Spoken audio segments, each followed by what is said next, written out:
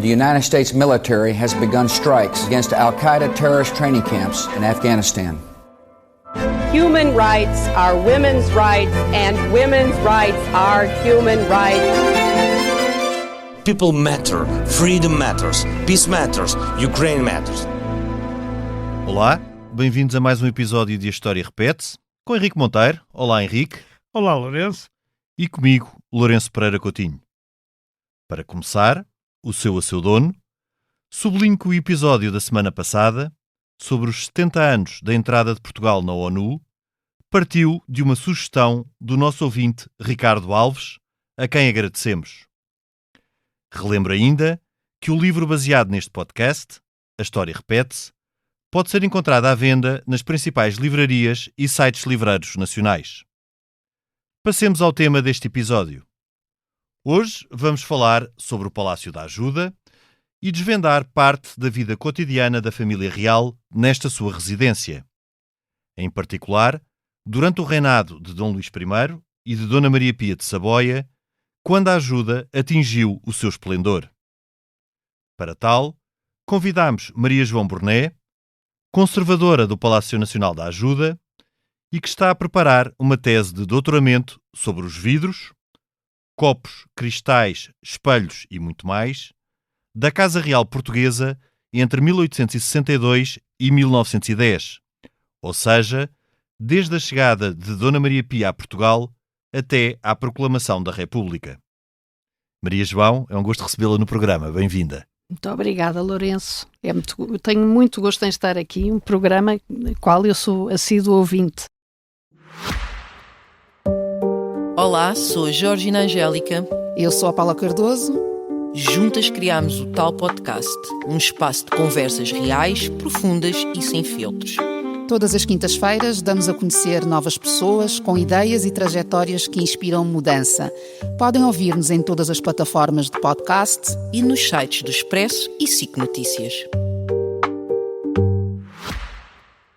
Tempo agora para uns parágrafos introdutórios ao tema, antes de passarmos à conversa. Os primeiros reis da dinastia de Bragança tiveram uma corte sem aparato. Vários embaixadores e visitantes estrangeiros espantaram-se com a modéstia, para padrões régios, claro, das cortes de Dom João IV, Dom Afonso VI e Dom Pedro II. Como já abordado neste programa, Dom João V vincou neste particular um contraste absoluto com os seus antecessores, fazendo da corte um centro de poder regulado ao pormenor, onde prevalecia o aparato e a ostentação. Em 1755, já durante o reinado de Dom José, o terremoto de Lisboa destruiu o Paço da Ribeira, residência dos reis de Portugal desde Dom Manuel I, e que estava recheado de obras-primas, muito graças ao empenho na sua valorização de Filipe II, Dom Filipe I de Portugal, e depois de Dom João V. A partir de 1755, os reis de Portugal passaram a viver na Real Barraca da Ajuda, construção de madeira que ardeu em 1794. Em começos do século XIX, a família real portuguesa não tinha, pois, um verdadeiro palácio real para morar, instalando-se preferencialmente no Palácio de Queluz, que fora mandado construir pelo infante Dom Pedro, o irmão segundo do rei Dom José, e depois rei Dom Pedro III, como marido da rainha Dona Maria I. Em 1802, o príncipe regente Dom João encomendou aos arquitetos Francisco Xavier Fabri e José da Costa e Silva um projeto ambicioso de um palácio real para a Ajuda. Este projeto inicial, que depois continuou com a colaboração de António Francisco Rosa, sofreu delongas e acabou por não ser concluído, em boa parte devido à instabilidade política da época. Como é sabido, a família real portuguesa viveu no Brasil, mais concretamente no Rio de Janeiro, entre 1807 e 1821. Quando o já rei Dom João VI e a sua família voltaram a Portugal, isto, claro, exceto o príncipe real Dom Pedro, que ficou no Brasil, instalou-se preferencialmente no Palácio de Queluz e no Palácio da Bem-Posta, o antigo Paço da Rainha, que fora comprado por Dona Catarina de Bragança quando, viúva de Carlos II de Inglaterra e Escócia, regressou a Portugal. O Palácio da Ajuda era então uma vasta e fria construção inacabada e quase por decorar.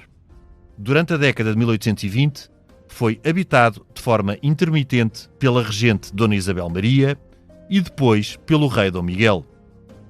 A partir de 1834, com o liberalismo, a rainha Dona Maria II instalou-se no pequeno Palácio Setecentista das Necessidades, atual sede do Ministério dos Negócios Estrangeiros português. Dona Maria II viveu no Palácio das Necessidades até 1853, com o rei Dom Fernando II de Saxe-Coburgo e a vasta prole de ambos, e foi também aí que viveu o seu sucessor, o austero Dom Pedro V. Quando Dom Luís I subiu ao trono, em 1861, após a morte inesperada de seu irmão Dom Pedro V, decidiu viver num palácio à parte de seu pai, Dom Fernando II, que continuava a viver no Palácio das Necessidades.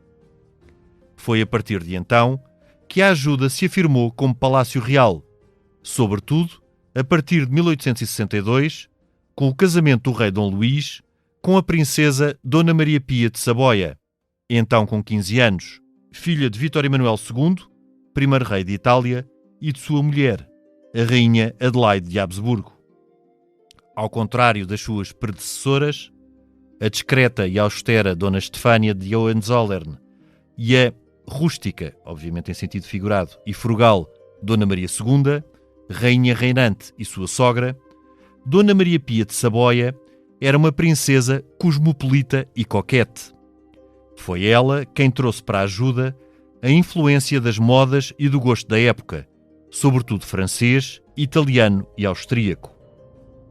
Como escrito no catálogo O Cotidiano da Mesa Real no Palácio da Ajuda, com a coordenação científica de Cristina Neiva Correia e baseado na exposição O Cotidiano da Mesa Real, patente no Palácio Nacional da Ajuda, aquele tempo, a segunda metade do século XIX e a primeira década do século XX, foi uma época com horror ao vazio, com as paredes forradas e repletas de quadros, as salas compostas por muitas peças trabalhadas, as cômodas e mesas de apoio preenchidas por molduras e uma infinidade de peças, e as mesas de jantar coroadas por imponentes centros de mesa.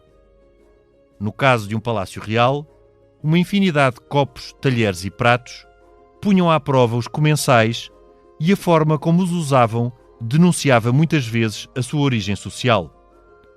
Por outro lado, e num tempo em que não existiam frigoríficos nem máquinas de lavar, a conservação dos alimentos fazia-se com engenho e o recurso a técnicas ancestrais, enquanto a tarefa de lavar um faqueiro de prata ou um serviço de porcelana fina era confiada a mãos experientes e pacientes. Apesar de tanto aparato e utensílios, os reis de Portugal tinham gostos alimentares relativamente simples. Segundo Tomás de Melbreiner, conde de Mafra, citado no referido catálogo, os, e cito, almoços e jantares reais nos dias simples tinham uns 4 ou 5 pratos suculentos e bem preparados, que sabiam muito bem, mas faziam muito mal.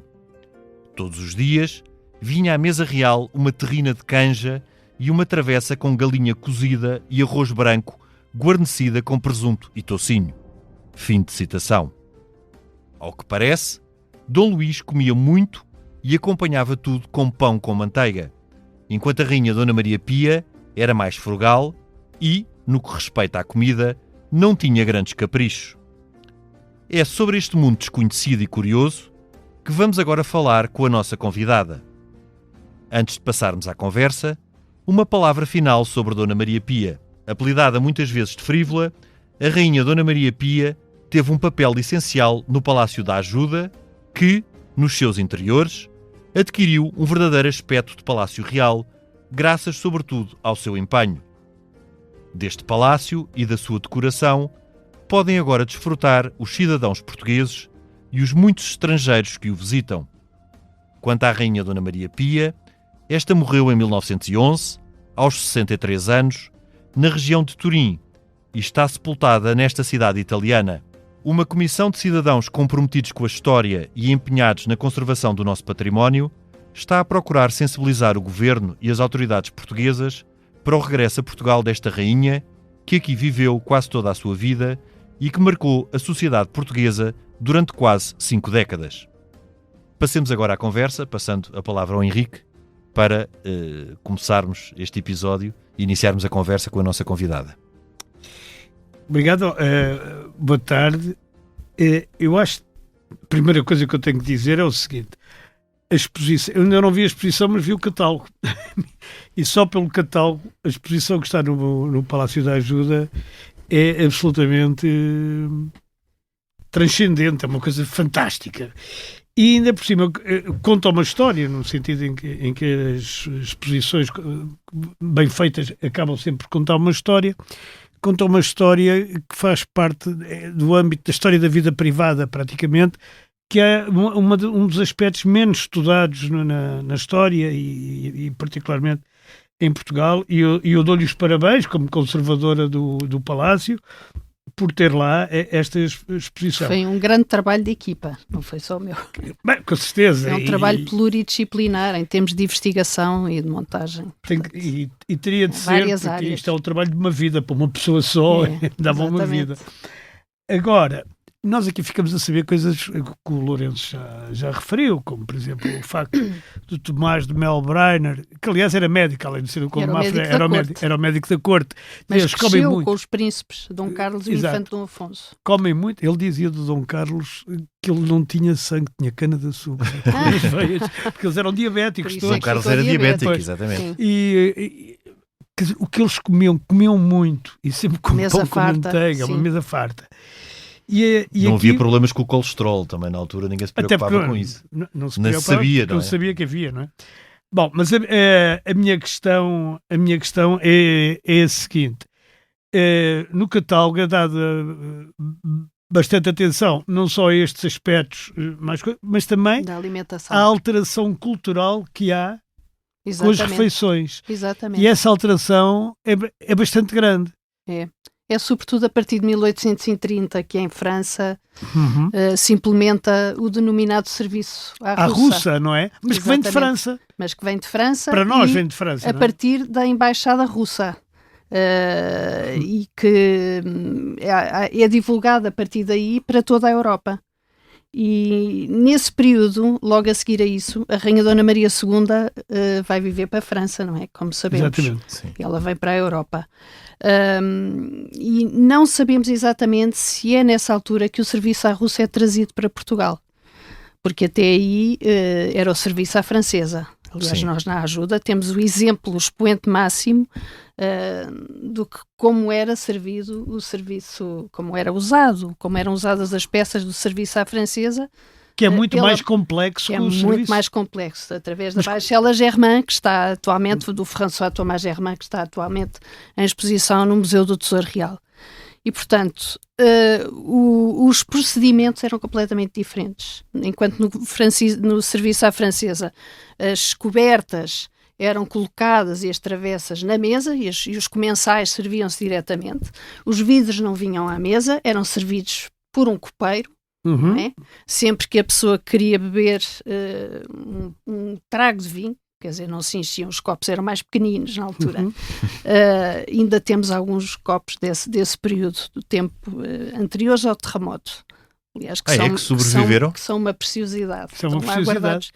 E talvez a Prevenção Rodoviária Portuguesa não se importasse que esse costume voltasse. Exatamente. Os copos mais pequenos só significa que são cheios mais vezes, não é? Não significa que se beba menos. Não necessariamente, a preguiça também é um fator. Mas realmente os copos foram aumentando. E isso, para voltarmos a estes procedimentos, a estas regras de etiqueta à mesa, no serviço à russa são vários pratos que vão sendo servidos sequencialmente já montados. É o chamado, que nós chamamos hoje o empratamento, não é? Sim, é como hoje se passa nos banquetes de Estado, por exemplo. Exatamente.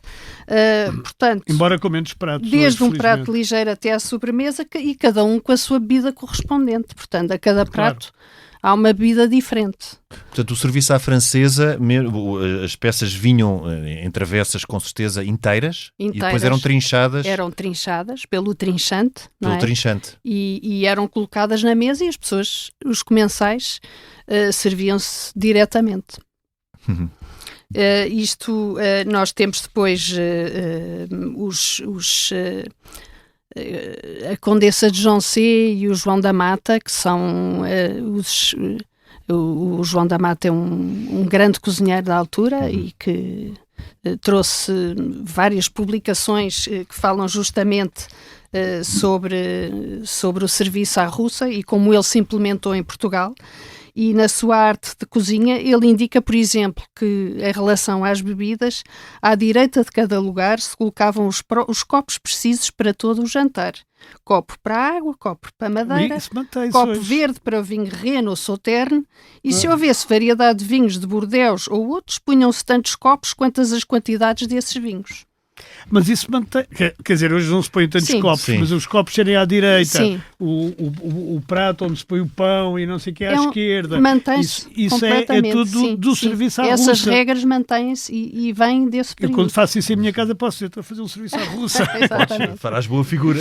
Normalmente não usamos tanta variedade de copos como naquela altura. Agora usamos um para a água, um para o vinho branco, outro para o vinho tinto. O rei Dom Luís adorava vinho de Bordeaux. Nós temos nas nossas caves ainda maravilhosos vinhos de Bordeaux que não foram abertos.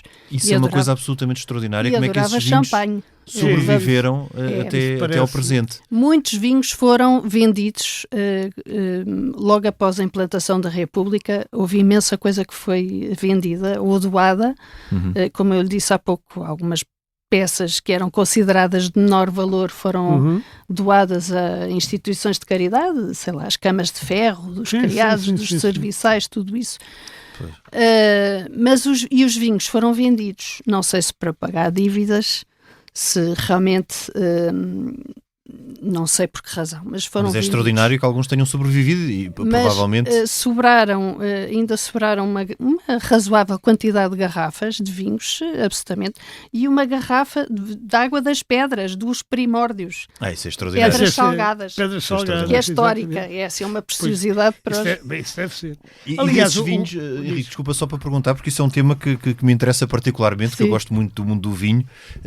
Desses vinhos haveria também, para além de Bordeaux, vinhos da Madeira, que são vinhos que também absolutamente, do Porto. Malvasia, várias castas, Sauterne.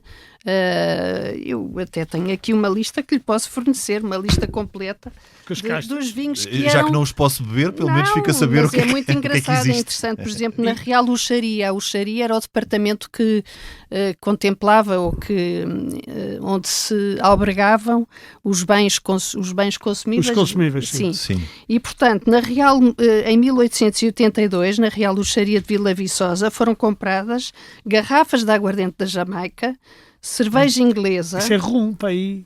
Vinho de Bordeaux, vários tipos de vinho de Bordeaux, Chateau Lafite, os grandes clássicos. Tudo.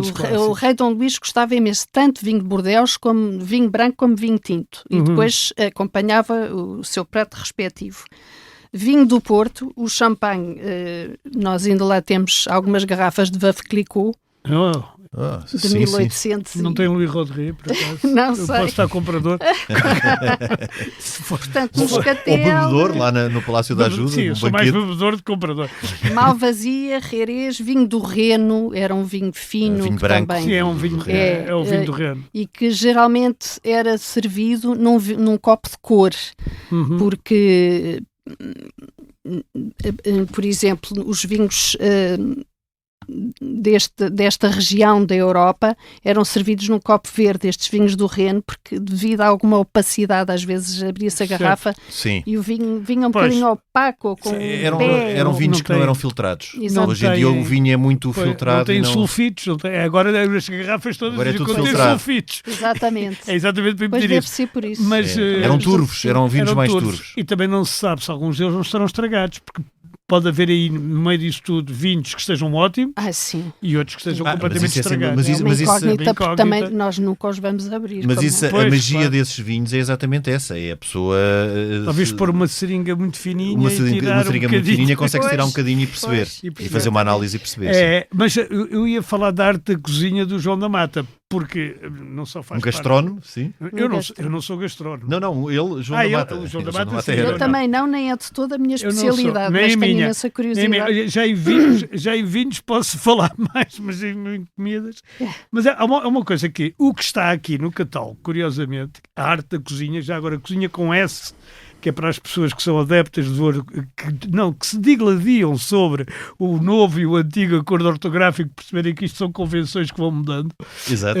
Não era o João da Mata que escrevia mal, era a cozinha, escrevia-se mesmo com S. Sim. E a arte da cozinha, que tem um prefácio de Alberto Pimentel, já agora, nesta terceira edição é de 24 da parceria António Maria Pereira, que é uma editora que existiu clássico. até... É um clássico das Até há pouco editoras. tempo, Até há não muito foi? pouco tempo. Sim, sim. A Eu ainda me parceria lembro António Maria do Pereira, Maria Pereira, sim.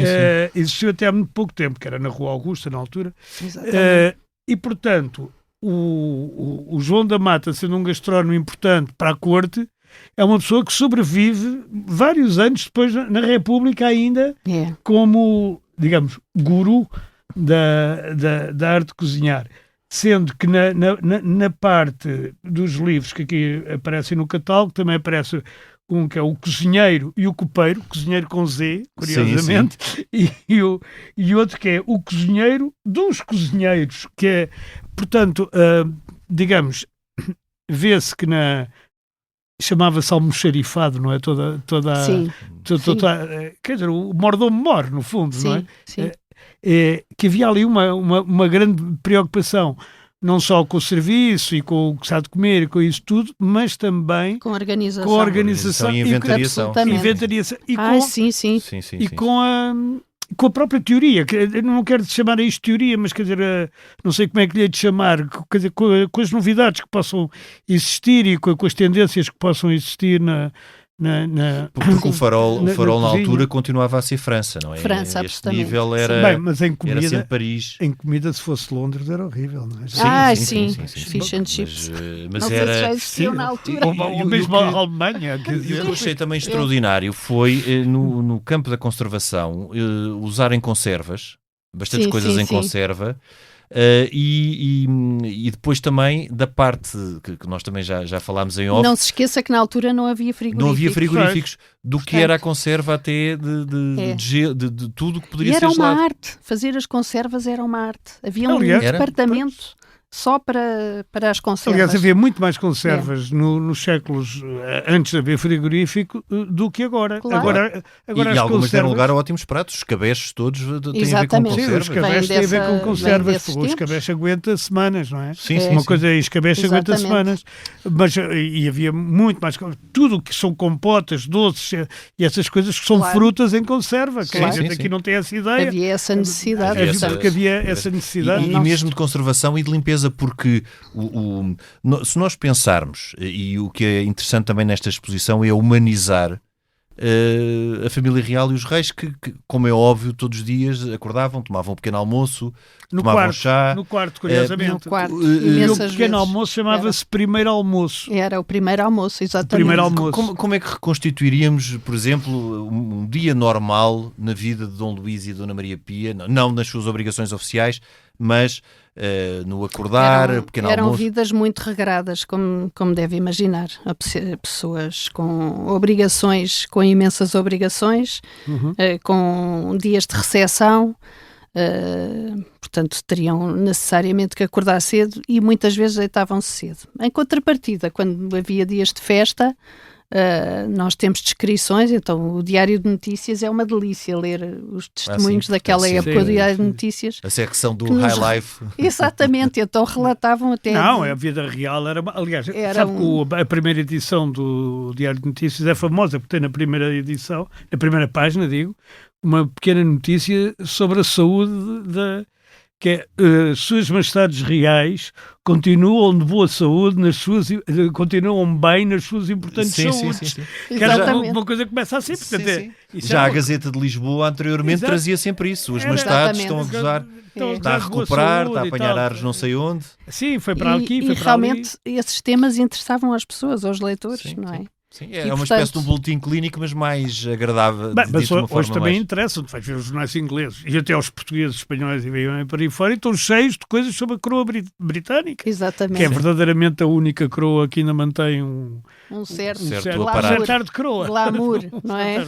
Mas eu acho que os nossos ouvintes se interessarão em reconstituirmos assim um bocadinho o que seria um dia normal na vida de Dom Luís e de Dona Maria Pia. A que horas é que tomava o pequeno almoço? Eu não faço ideia, eu acho que lá para as 9. Não lhe sei dizer exatamente os horários, mas eu acho que é mais as refeições a partir de 1862 já eram mais ou menos semelhantes. Sim, talvez o almoço talvez fosse um pouco mais cedo. E o jantar também. E a luz elétrica tem uma certa imensa influência. influência, obviamente. É? A luz elétrica só se instala no reinado de Dom Carlos, no Palácio da Ajuda. E daí as estações do ano, não é? Porque no verão é dia tempo mais tarde. Portanto, era tudo mais cedo, não é?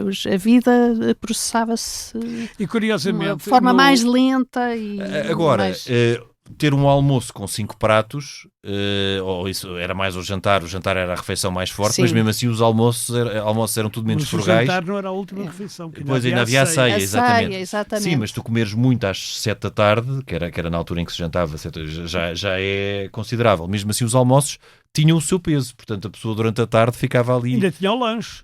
Era uma má tradução do inglês. Não é? Porque lunch em inglês é almoço. É almoço. Mas nós traduzimos para merenda. Porque, tradicionalmente, por exemplo, no Norte, ao primeiro almoço, ao pequeno almoço, como nós dizemos hoje, chamava-se almoço. Sim. Não é? Ao almoço chamava-se jantar. Ao lanche chamava-se merenda. E ao jantar chamava-se ceia. E eram 4 refeições. O que até estaria mais certo. Popularmente, não é? Exatamente. Depois aqui já temos o primeiro almoço, que é o pequeno almoço, o almoço propriamente dito, o lunch, que é a merenda, ou que é meio da tarde, o jantar e a ceia. Sim.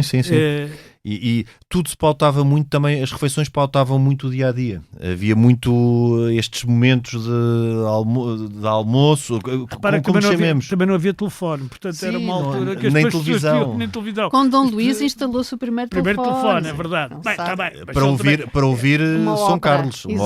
Sim, mas ele também só podia falar com 3 pessoas ou 4 no país. Porque era preciso que os outros também tivessem, exato. Não é como agora. E sobretudo tinha que estar ao pé do telefone para falar. E na Ajuda temos já um palácio bastante diferente que contrasta muito com o que seria o estilo de vida de Dona Maria II e de Dom Fernando. Dom Fernando, sendo um rei artista, obviamente tinha interesse pela arte, mas Dona Maria II era, como eu disse aqui um bocadinho caricaturando, uma pessoa mais rústica em termos de gostos. Gostava do campo, gostava de... Sim. Não ligava tanto a estas questões de moda. Era muito diferente. De Dona Maria Pia. Dona Maria Pia, era uma mulher que governava. Era o homem da casa. Toda a gente Sim, era uma rainha reinante. Era uma rainha reinante. Ela aprendeu a governar, como ela dizia, no colo do pai. E desde pequenina que assumiu esse papel. Sim.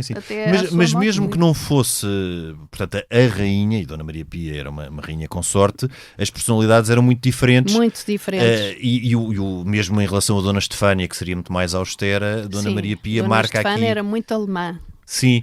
Espírito germânico, completamente. E aqui há um virar de agulhas muito mais para Paris, passando desta influência alemã e até anglo-saxónica de Dom Fernando II e mesmo Dona Estefânia, passa-se para uma verdadeira influência cosmopolita, não é? Ela vem de um contexto e um background cultural completamente diferente. Muito diferente. E Turim estava muito ligado. O reino do Piemonte estava muito ligado à França. E a Napoleão III, que era... E a mãe era austríaca, não é? Sim. A arquiduquesa Adelaide de Habsburgo. Portanto, ela tem ali várias influências importantes. Para além de que ela faz 13 grandes viagens. Onde compra muita coisa. Numa dessas viagens, eram viagens que se prolongavam. Uma delas, a de 1901, nós até podíamos fazer uma exposição só com as compras que ela fez nessa viagem, em 1901. Ela comprava 6 meses muita a viajar. coisa É uma coisa que uma pessoa deve nas impedir boas... as senhoras É de ir ver essa impressionante. exposição para dizerem toda a vez que eu não compro muita coisa. Não, mas e Ela às, tem- às fábricas mais importantes, não era? Completamente. Eu acho que é Aos uma armazéns? espécie de... Eu tenho que abonar em defesa dela. Nós lá no Palácio chamamos a nossa patroa. Porque quando mexemos nos objetos nós sentimos realmente o que era... é uma personalidade fascinante e uma pessoa muito sofisticada. A historiadora Maria Antónia Lopes é que fala Sim. muito no perfil psicológico biografou? da rainha, exatamente, da rainha Maria Pia, tenta desmontar ali uma série de mitos que se foram construindo em torno desta figura, porque realmente a história é feita pelos vencedores, não é? É. De maneira que ela foi vendida sempre por frívola, fútil, e realmente quanto mais nós conhecemos esta figura, torna-se cada vez mais interessante, sabe? É Sim, muito sim, sim. curioso e conhecer as escolhas dela. Isto é transversal em todas as decorações, em Mas todas as as coleções. rainhas consortes, a Dona Amélia teve mais ou menos o mesmo... Sim, mas não é uma figura tão interessante quanto a mim. Não digo como isso, mas quer dizer, também era vista como muito mais frívola do que aquilo que na verdade era. Pois. Sim. Porque ela tinha mais interesse, que tinha mais espessura, como é que é dizer, a Dona Amélia Sim, de Orleans, sim, do que foi dito dela, e no tempo da... Mas a história delas foi muito construída durante a Primeira República. Portanto, ou Exatamente. seja, Claro, é evidente. durante a Primeira Isso. República há uma visão negativa e depois no Elas, Estado aliás, Novo há um silenciamento. Morrem ambas E- depois da República. Portanto, Sim, elas... sim. Dona Amélia Dona Amélia muito depois. morre em 55. Bem, mas até. Dona Amélia era muito mais nova, tinha idade para ser filha da Dona Maria Pia. Sim. Portanto, Mas eram muito contrastantes. E depois o que é interessante é que o Palácio da Ajuda, exatamente depois por Dom Carlos não viver lá, fica como o Palácio de Dona Maria Pia. Porque antes Dona Maria Pia praticamente não existia, não é? Sim. Pois não. Os interiores não tinham decoração e É, depois... ficou encapsulado no tempo e esse é o encanto ainda. quando é que ela volta para Turim? Enfim, Ela volta em 1910. Logo no 5 de outubro. A seguir à Para a Revolução. Itália, sim. Pois eu não tinha a certeza e era Foi, isso foi. que eu queria. A família real, quando sai no iate Amélia... Ainda Ela existia ainda vai? monarquia na Itália nessa altura, não é? Sim, Sim, eu E, sei. portanto, bem ela sei. foi acolhida pelos Saboias. pelo Vitório Manuel III, sim, Exatamente. pelo seu sobrinho. E Mas ela enquanto ainda vai depois- no barco que sai daí. Vai, sai. saem todos. Pronto. Vai. Saem Vê-se todos. perfeitamente Ainda na bem que estou fotografia Ainda bem daquele que estou aqui embarque. duas pessoas que sabem imenso disto, porque eu não sabia. Henrique, Porque se ela tinha ido no barco, e ora, não só- já sabia que o barco saiu da Ericeira com o Dom Foi. Manuel Sim. e a Dona E mais Amélia, curioso, enquanto depois Dona Amélia se fixa mais em Paris, em França, Sim. e Dom Manuel II em Inglaterra, Dona Maria Pia e o herdeiro do trono, o infante Dom Afonso, que era na altura príncipe real, fixam-se em Itália. Tanto que o infante Dom Afonso morre em Itália, salvo erro em Itália. Nápoles. Na Infante mais Dom absoluta 1920. miséria. Sim. não é? O infante Sim. Dom Ele Afonso, foi- estás a falar do irmão de Dom Carlos. Do O irmão Dom Arreda. Carlos. O Arreda. O Arreda. O Arreda, que era o herdeiro do trono. Era o herdeiro do... Era. herdeiro do Dom Dom Manuel, Manuel. claro, sim, porque o Dom O- Manuel o nunca herdeiro teve filhos. É Em evidente. 1911, em Sim, 1910. sim. Enquanto o Dom Manuel não tivesse filhos, como Sim. não teve, Como não teve. Ele era o príncipe real. ele era o príncipe real, claro, é evidente. E ele não fica com o rei, fica a viver em Itália O sempre com a Arreda mãe. já agora, doutora, quer dizer, o Maria Arreda era João. por causa... Maria João, o Arreda era por causa do carro, não é? Porque ele Sim. foi um dos primeiros que teve carro e andava ali na No baixa seu Fiat amarelo. a E gritar andava Arreda, não é? com o seu acompanhante, que se chamava Ponta da Unha, os dois com os grandes guarda-pós, Pois. e andava pelas ruas do Chiado. Pois não havia E buzinas estava eficazes. Arreda. Arreda para deixarem passar o E há carro. memórias do infante, porque o infante Dom Afonso também viveu na ajuda. Viveu, Teve a até vida bastante tarde, até até a bastante implantação da República, Sim. claro. Viveu sempre. Aliás, ele Temos ainda os aposentos do é Infante interessante. Dom Afonso. É interessante. Agora, uma coisa que me lembrei neste momento: a única pessoa a pessoa que terá eventualmente vivido mais tempo da sua vida, não, porque Dona Maria Pia é capaz de ter vivido muitos anos na ajuda, mas Viveu logo a sempre. seguir foi o infante Dom Afonso. Sempre. Viveu a vida com toda. Viveu sempre com a mãe. Sim, Pois, ele só ele casou Sempre que depois, viveu em Portugal foi na depois da ajuda. mãe morrer. Sim. Mas o Dom Afonso também não tem herdeiros. Não. Não é tem, uma coisa não extraordinária porque a parte dos Ele Bragança, casou com aquela americana legítima, divorciada, sim. a Nevada Reis, mas não... a parte legítima, entre aspas. O ramo de Saxe-Coburgo. Sim, porque é a parte legítima dos Braganças, porque Sim. a outra parte, quer dizer, a outra parte também volta a ser legítima porque há uma parte que vem do Brasil, que é Exatamente. antepassada do atual Dom Pedro. pretendente, não, e do atual Dom Duarte sim. que É a mãe. que é neto, é mãe, a mãe é do filha Maria atual Duque de Francisca. Bragança, pois, que Maria é, Francisca exatamente, que é, mãe do- é Bragança legítima, porque É. é descendente de Dom Pedro. Sim. Está Mas ligado. este Olha, ramo uma liberal, pergunta- o ramo liberal, de facto, acaba sem descendência. Todos os últimos, Dom Afonso não tem descendência, apesar Agora, do seu se posso- casamento. se posso dizer uma piada, é preciso avisar o Cotrim que o ramo liberal acaba sem descendência. Mas ele terá, eu penso que ele tem. Não é o facto de ele ter, é a parte liberal não ter. Quer dizer, ele é irrelevante nesta questão. Eu tenho aqui uma pergunta que me assola a cabeça, que é assim: todos os menus que aqui são apresentados estão em francês. Era sempre, Era era, sempre. era a língua franca, era a língua das cortes. Sim, era a língua das cortes, mas sou completamente em francês, desde dizer palais d'ajuda É. ou d'ajuda até ter petit pois, ervilhas, não é? Quer dizer, Mas isso isso era uma parece que sabe norma melhor, não é? era internacional. uma norma. Mas Internacional. estes menus era só para quando havia banquetes, portanto, eles quando... Normalmente, eu creio que sim, que isso não era. Não era uma coisa para o que eles fossem cotidiano. Não, almoçar não. o rei, Com a certeza rainha, que mais o havia. Afonso. Nós temos as refeições escritas naqueles regimentos. Há imensa documentação na Torre do Tombo e na Biblioteca da Ajuda sobre isso. Que nos descrevem exatamente aquilo que era servido diariamente e os bens que eram comprados para a Real Luxaria, as mercearias, tudo. E a Exatamente. cozinha, Maria João? As cozinhas foram eram... desmanchadas por ocasião do Congresso da NATO em 1974, infelizmente. Pois, Foi tudo uma pena. desmanchado. E, portanto... Foi mais uma foi- agressão da NATO. Essa foi uma agressão da NATO, sim. De maneira que nós, com essa Foi à cozinha. nostalgia, digamos assim, temos este projeto já. Mas está aqui uma reconstituição Sim. desenhada daquilo que era a cozinha, tanto da parte da Sim. cozinha como da parte da doçaria. A comissária desta exposição estudou a fundo esse, E que é, esse assunto. Sim. que é bastante interessante Onde também. seria a cozinha e como seria o funcionamento diário, portanto, Pois, de toda Está aqui, essa exatamente. área Estou a ver lá agora. e do pessoal que estava Aqui ao o- serviço, que havia, como já disse, toda uma hierarquia e havia o... Isto são mesmo propostas do E imperava com certeza aos cobres, não é? Porque na altura as cozinhas estavam cheias de cobres. imensos. Por acaso é muito curioso, porque até essa coleção é interessantíssima e nem imagina o sucesso que tem feito essas aquisições, porque temos as baterias de cobre, todas as tipologias e mais algumas, desde as formas de cozinha, formas lindíssimas em forma de castelo e todas as formas possíveis e imaginárias que serviam para fazer os aspicos, os babás, as gelatinas, os chocolates enformados, os bolos, madalenas. As E gelatinas depois? na altura eram muito, desculpe estar a interromper, mas as gelatinas eram muito usadas, não é? Os Eram. pratos Eram. eram conservados em gelatina, Eram, tanto doces exatamente. como salgados, É, desde a caça. ainda hoje comemos aquela cabeça de chara, não é? Que Exato. É muito, que é Tem, e as perdizes. E as E as perdizes, tal e exatamente. qual. Era E uma forma de portanto, conservar. mas a Rainha Maria Pia foi acompanhando as tendências e começou a comprar, isto é uma coleção muito, muito engraçada, porque é as peças que ela começa a ver em Paris nos armazéns à la ménagère, que apresentavam o último grito das peças em níquel.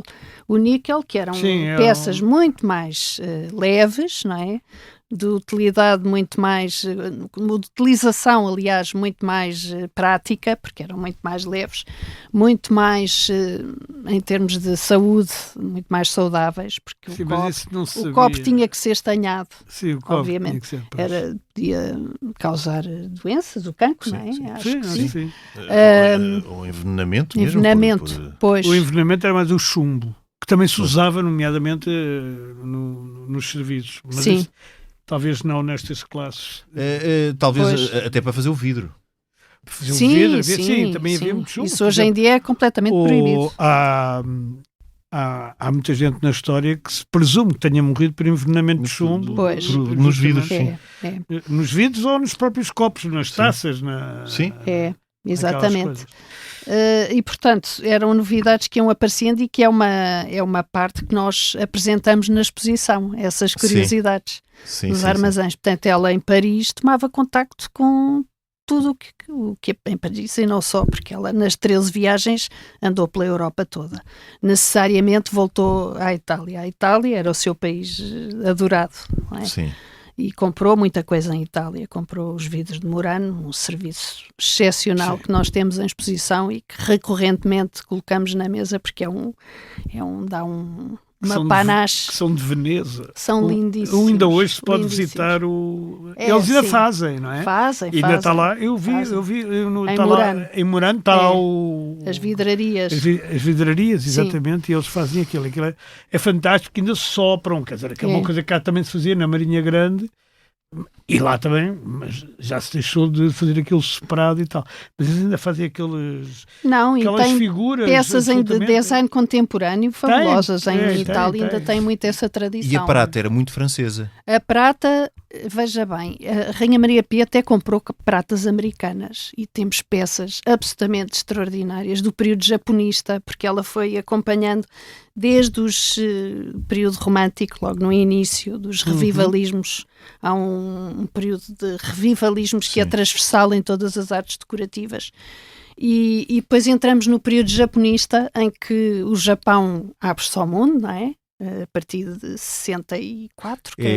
Era Meiji, quando começa era Meiji. Exatamente. Inclusivamente vem uma embaixada a Lisboa, uma comitiva que foi recebida por Dom Luís, e a partir dessa altura as gravuras japonesas começam a inundar os mercados de arte e servem de inspiração não só nas artes maiores, temos os pintores, muitos pintores que se inspiram no japonismo, no Japão, músicos, exatamente, mas também nas artes decorativas. Isso é quase uma espécie de déjà vu da chinesice que de tempos anteriores. Mas é muito mais sofisticado. Sim, claro. E até a Indonésia, curiosamente, que na altura era uma colónia holandesa, que a partir do final do século XIX, quer dizer, todo o orientalismo no final do século XIX tem um certo fascínio. Exatamente. Portanto, é uma área que eu também estudo, os orientalismos nas coleções do Palácio da Ajuda. Na música há os gamelões indonésios, não é? Aqueles compositores do final do século XIX usam tom. Eu não gosto muito de som, mas enfim. Mas como eu ia dizer, a rainha compra por catálogo, a partir de 1884, à fábrica, ao fabricante Gorham, de Nova Iorque, peças absolutamente extraordinárias. Não sei se viu lá na exposição uma poncheira em prata martelada. Bem, é uma peça fabulosa, japonista. Por catálogo. Por catálogo, que é outra novidade que exatamente. Surge. Corresponde hoje à compra por internet. Exatamente. Online. Amazon, na altura ela hoje era felicíssima. Era felicíssima, sim. Mas já na altura era felicíssima. Ou se calhar não é isso, não precisava da internet. Ela nas fotografias não tem um ar assim tão feliz como isso, mas enfim, na fotografia na altura também era uma coisa muito formal. Eu posso imaginar o que seria uma rapariga, uma menina, não é? Sim, de 15 anos. 15 anos chegar a uma corte. Eles iam, por exemplo, uma das coisas que se vê é que eles iam fazer um piquenique e levavam tanta tralha que a gente diria que eles ficavam lá um mês. Sim. E no fundo era só um almoço. Há um empregado que há aqui escreveu... esta fotografia que eles estão na praia. Ela, aliás, está com uma espingarda. Ainda temos estas tendas nas nossas reservas. Está na Praia do Guincho. Olha, hoje não poderiam lá ir. Está um vendaval. Bem, eles hoje não conseguiam montar esta tenda, esta barraca, não sei como é que se chama isto, é uma tenda. Isso foi já depois de enviuvar que a rainha comprou uma bicicleta e depois fazia-se acompanhar pelos seus... Pelo Dom Afonso aqui. Pois. Dom Afonso e depois os dignitários que estavam, as pessoas estavam sempre com ela. Esta Benjamin Pinto. Sim, esta a Marquesa do Unhão. Já está viúva, é de 1893. Sim. Era a e sua então entourage. Dava grandes passeios de bicicleta entre Sintra e eu tenho fotografias aqui no meu coisa para isso tudo. Está aqui também. E a Praia da Draga. O Dom Afonso. Exatamente. E era uma mulher desportiva, não é? Depois começou a fazer estes E ela aqui piqueniques. já não era muito nova. Pois não, Quer pois dizer, não. também não era velha, mas não Sim, já era viúva, podia-se ter recolhido mais, Não, como mas era não preciso no tinha, tempo. não tinha esse espírito. Ela Não foi, tinha uma, de todo ela foi esse nova, espírito. como viúva, foi uma Foi, viúva nova. foi, não- foi. E aliás, ela depois vai também para o Monte Estoril, não tanto É. para Cascais. e Ela depois compra da morte aquela casa, que é o Chalé do Chalé. Estoril, Pois. exatamente, que arranja e aí passa uma grande parte das suas temporadas, Das suas normalmente mais no verão. E lá levava ela imensas coisas atrás. mais Andava do que em sempre Sintra, porque não há grande relato Em Sintra dela. ia muitas vezes para o Palácio da Vila, não é? Palácio O Palácio da da Vila, Pena foi mais ocupado pela Rainha Dona Amélia e Dom Manuel, Sim. posteriormente. Sim. Mas, E antes disso pelo sogro dela. sim, mas é engraçado porque há relatos do Vital Fontes, há um livro muito engraçado que se chama Servidor de Reis e Servidor de Reis e Presidentes. Presidentes, Esse livro é célebre. em que ele diz que a Rainha Dona Maria Pia não tinha a noção, sempre que se deslocavam para uma praia, por exemplo, iam para a Praia do Guincho, onde organizavam aqueles piqueniques, já iam todos por ali fora, e iam os moços das caixas, que levavam aquelas arcas que nós ainda hoje lá temos, que dizem RM, Real Mantearia, para transportar tudo o que era necessário para esses piqueniques.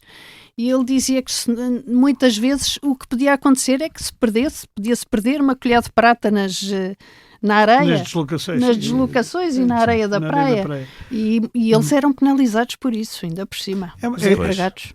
Mas é uma coisa extraordinária, porque se a gente for ver, eu quando era miúdo, lembro-me quando as pessoas iam de férias, Levava-se tudo e mais levavam alguma tudo, coisa. colchões, não sei o quê. Bem, Sim. quer dizer, Era a eu, casa por- às costas. Por acaso não era o meu caso, porque não era o caso da minha família, o meu não era nenhum, ia eu, mas não era o caso da minha família, porque a gente tinha casa lá em cima, no norte, Sim. e também tínhamos outra na praia, e portanto onde já existiam as coisas essenciais. Mas mesmo assim levava-se muita coisa. Levava-se a E casa a às família costas. toda, iam as empregadas, iam os não sei o quê. E há histórias interessantes de quando ela ia para Mafra, também tinham que ir vários homens num carro de burros transportando o piano num oleado e em dias de chuva que era tremendo. horror. porque Não fosse ela querer tocar. Não passava sem o piano. Isso eu compreendo. Não compreendo é que ela não tivesse um piano Em Mafra. Pois, Se calhar mas gostava no de tocar princípio, naquele. Pois, não Bah, sei. não, Aquele bem, tinha sim, um- é possível, mas quer dizer... É possível. E em relação àquilo que chamamos, ou que eu chamei de uma forma simplificada ou simplista, de vidros, Maria João, o que é que podemos dizer sobre esse É uma imenso coleção universo? que faz inveja a muitos museus europeus. Digo que é uma coleção absolutamente extraordinária. E em vidros São cerca de engloba-se... 14 mil peças que estão guardadas numa... Agora, neste momento, não estão guardadas, estão todas empacotadas porque estamos em obras na reserva com os fundos de PRR. Portanto, a reserva está a ser intervencionada e estamos a ter obras nos integrais, estão a recuperar os tetos, enfim, vai haver ali uma intervenção no fundo. Mas os vidros contemplam, são peças de várias proveniências das melhores manufaturas da Europa e que também acompanham, portanto, ela foi comprando até ao movimento sionista vienense de 1901, comprou peças já extremamente modernas, peças de design. E para os Viena, nossos... o chamado Wiener Werkstatt é um movimento sionista criado por artistas e principalmente por arquitetos, e um deles é o Colomon Moser, que faz peças de design lindíssimas. E para os nossos ouvintes perceberem, quando falamos em vidros, falamos em... Cristais, falamos em peças de serviços de mesa, serviços de toucador, há bastantes que ela comprava em França, nos grandes armazéns. Estamos no período dos grandes armazéns, não é? Sim.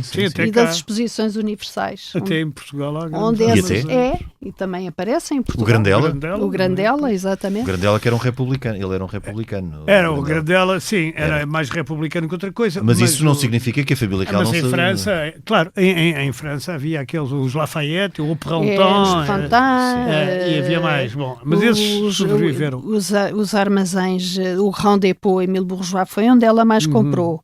O Escalier de Cristal, infelizmente esses todos já fecharam. Já fecharam todos. Mas eram os armazéns que abriam Aliás, as portas. só sobrevive não o Lafayette, penso eu. Não é? Tinham uma variedade, exatamente, só sobreviveu o Lafayette, creio eu. Também creio que sim. Tinham, portanto, uma diversidade enorme de peças acessíveis a todos os bolsos. Portanto, há uma espécie de... Então, depois Eram das bastante exposições ecléticos. universais, que a indústria favorece imenso também Sim. as artes, em geral, as artes decorativas. As artes decorativas beneficiam imenso com o avanço da química, por exemplo. Sim. Nas cores, na composição das peças, uma série de elementos que se vão conjugar ali e que criam uma explosão ao nível das artes decorativas. E a partir de 1862, em 62, os reis de Portugal vão à primeira exposição universal de Paris, a convite do imperador Napoleão III. Sim. Portanto, eles assistem àquela abertura e acompanham tudo o que se vai. Eles em tudo o que 62 vai eram aparecendo. recém-casados, aliás. Tinham-se casado nesse ano. Pois, Exatamente. tinham-se casado nesse ano. Foi logo Portanto, em 63, peço desculpa. 63, sim. E quando estamos a falar também nestes fornecedores todos, que são sobretudo franceses, italianos, austríacos, há também fornecedores portugueses, desde logo a Vista Alegre. Sim, a Vista Alegre, sobretudo, ao nível das cerâmicas, não é? E também das luminárias. Curiosamente, a Vista Alegre, os produtores, ao nível do vidro, não está muito representada. Só temos poucas peças do reinado de Dona Maria. E os da Marinha Grande, os Stephens. Sim, isso também, sim. Talvez também pelo facto da maioria das aquisições serem feitas sobretudo por Dona Maria Pia. E, portanto, sim. a ideia de Dona Maria Pia era ir quase tudo no estrangeiro. Centro da Europa. Sim. Pois as coisas assim, as arandelas para as velas, portanto, que nós chamamos as arandelas ou bobés, como se diz em francês, tudo isso, as coisas mais utilitárias de dia a dia, mais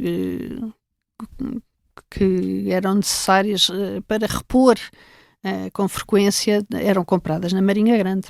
Sim. E Limoges, Sèvres, também tudo é isso, tudo. todas isso tudo essas existe, não é? marcas esses fabricantes estão representados nas nossas coleções. Isso é barato agora, tudo.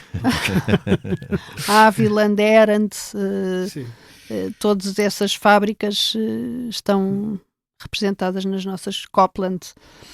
Curiosamente, no início do reinado há um gosto com Dom Luís, há um gosto mais inglês, talvez devido à sua influência inglesa, não é? Porque eles anglo-saxónica. logo depois da Rainha Dona Maria II morrer, eles fizeram duas viagens de estudo, em 54 e 55, que se pretendiam fosse de educação, como era hábito. Tiveram no Palácio de Cristal, com o Príncipe Alberto. Assistiram à abertura da Exposição Universal com a família real inglesa e observaram, tiveram acesso a muitas... Só uma coisa por estarmos mesmo em cima de Natal, não é?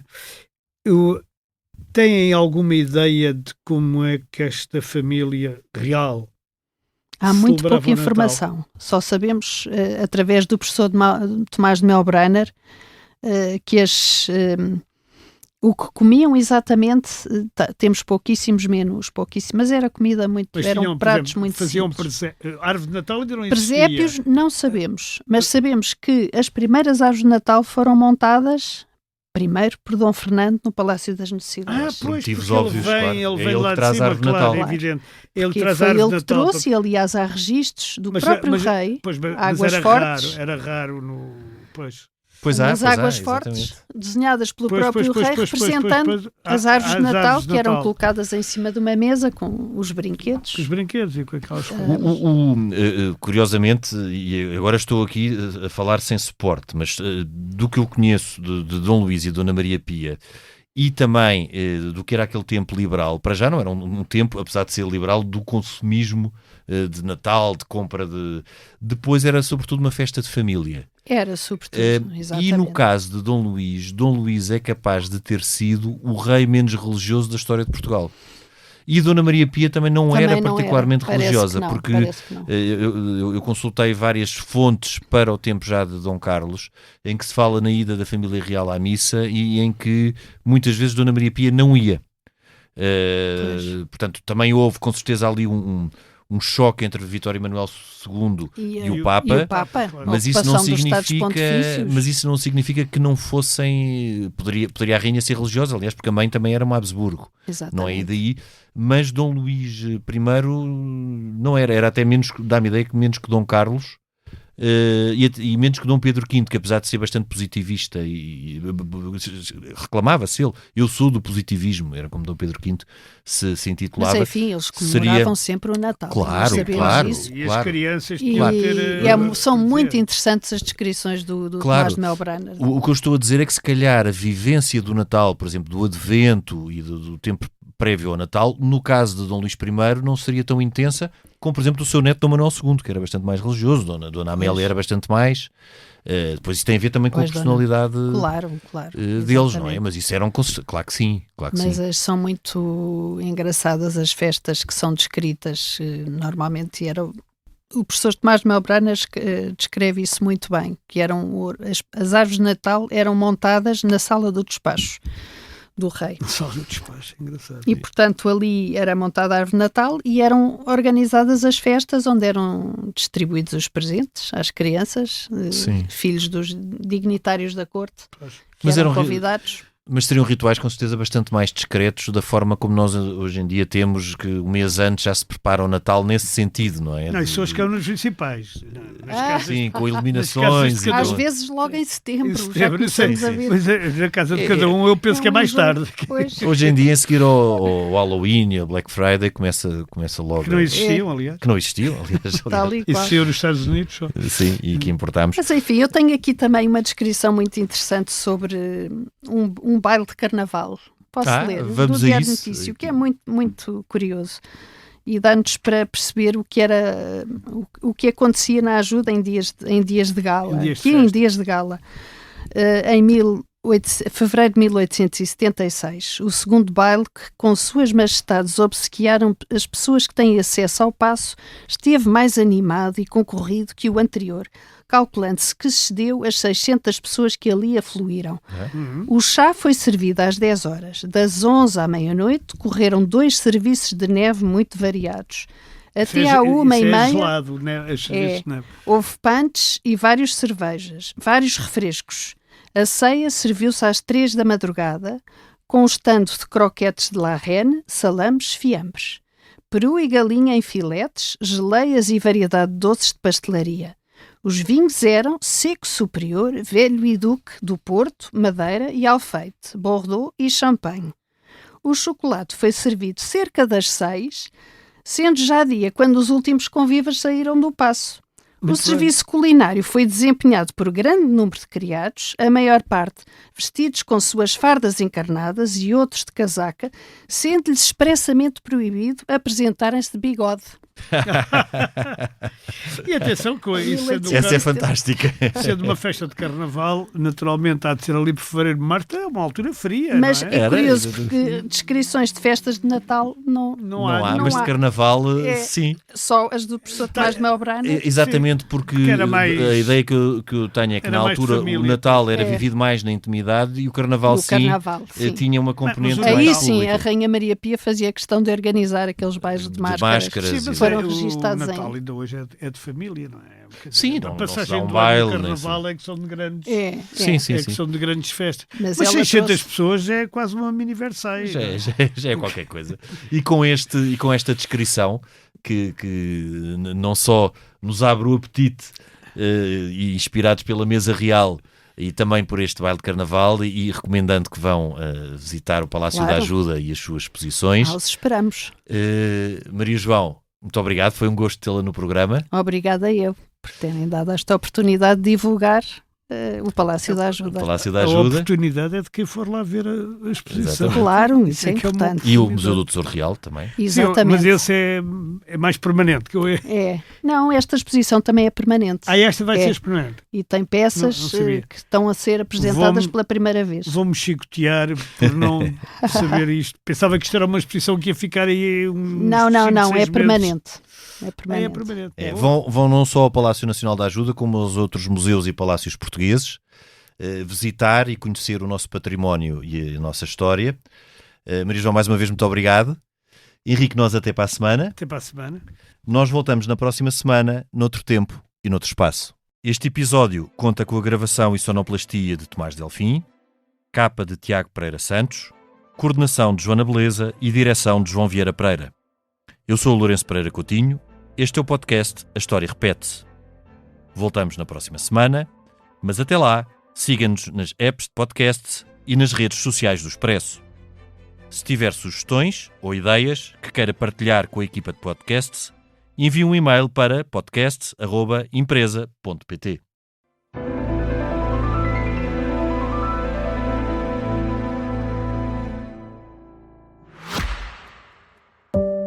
Olá, sou a Georgina Angélica. Eu sou a Paula Cardoso.